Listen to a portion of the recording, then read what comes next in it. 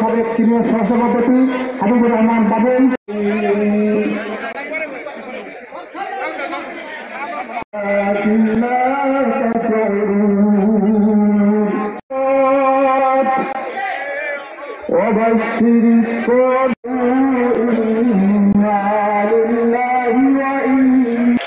যতবার এদেশে গণতন্ত্র ব্যাহত হয়েছে, ভোটাধিকার ক্ষুণ্ণ হয়েছে, মানুষের কথা বলার অধিকার হরণ হয়েছে, ততবার বিএনপি মাঠে নেমেছে। বিএনপির হাজার হাজার নেতা কর্মী গত 17 বছরে খুন হয়েছে, গুম হয়েছে।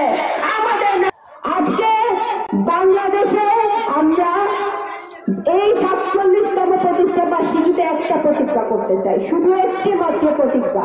সেই প্রতিজ্ঞাটা হচ্ছে যে নতুন বাংলাদেশ আমরা গড়ব, নতুন প্রজন্মের জন্য, ছাত্র যুবকের জন্য, হাজার হাজার বাংলাদেশের ইয়াং জেনারেশনের জন্য নতুন বাংলাদেশ আমাদের গড়তে হবে।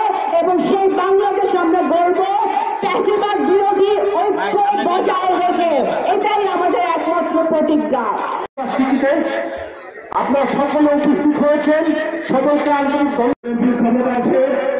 এর যা চালু বাহিনীর আমাদের পুরাতন